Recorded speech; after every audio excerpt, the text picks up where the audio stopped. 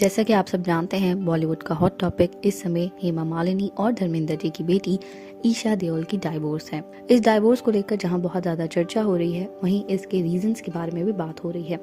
हम सब जानते हैं कि ईशा देओल ने कुछ समय पहले ही एक बुक लॉन्च की थी और इस बुक में उन्होंने अपनी बहुत सारी आपबीती शेयर की थी।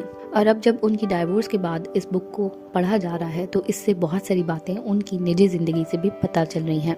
भरत तख्तानी एक बहुत बड़े बिजनेसमैन थे और वो काफी अमीर भी थे। ईशा देओल भी किसी से कम नहीं थी, लेकिन इस सब के बावजूद भरत ईशा से अपने सारे काम करवाते थे। ईशा भरत के कपड़े प्रेस करती थी, घर में खाना बनाती थी और बच्चों को संभालती थी। और ये सब कुछ ईशा ने खुद अपनी बुक में बताया है। ईशा ने अपनी बुक अम्मा मियां में बताया कि वो अपने हस्बैंड का ख्याल खुद रखती थी, कपड़े प्रेस करती थी, उनके लिए लंच पैक करती थी और साथ में अपने बच्चों का ख्याल भी रखती थी।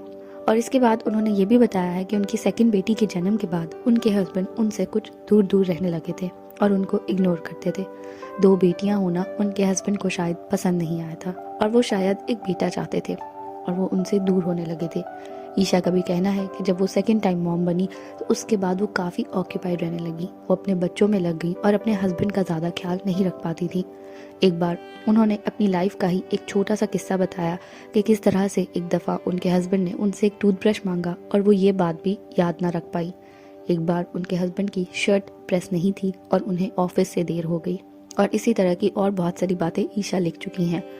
और ईशा की इस बुक को देखकर ऐसा लगता है कि ईशा इतनी बड़ी सेलिब्रिटी, इतनी अमीर होने के बाद भी वो अपने हस्बैंड का ख्याल खुद रखती थी, घर के काम खुद करती थी और एक आम नॉर्मल जिंदगी गुजारती थी, जिसके बाद भी भरत तख्तानी ने उनको डाइवोर्स दे दी और अब वो डाइवोर्स लेकर अपनी मॉम हेमा मालिनी जी के घर आ चुकी हैं।